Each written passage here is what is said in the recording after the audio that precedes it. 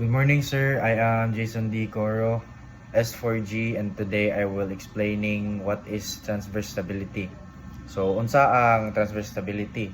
So, mao ni siya ang paglihok sa kargo sa barko ug mao ang abilidad sa barko nga mobalik og straight kung mutagilid sa wala or sa tuo.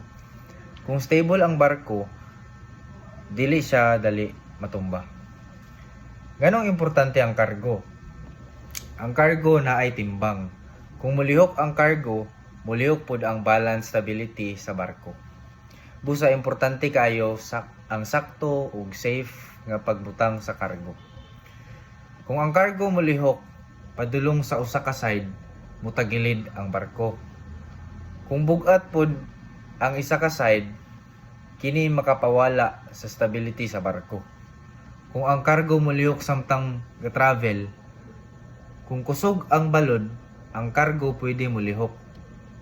Naay possibility nga mutagilid ang barko kung dili secured ang pagbutang sa cargo. Tapos og taas ra pod ang pagbutang sa cargo, naa sa possibility nga musaka ang center of gravity.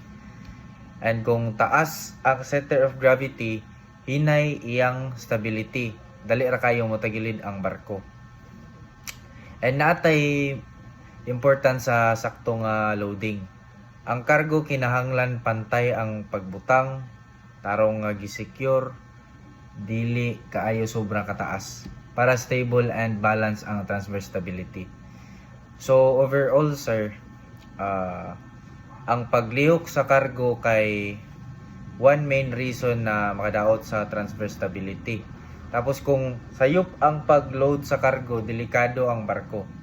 Busa importante kaayo ang sakto nga cargo handling, sir. Daghang salamat, sir.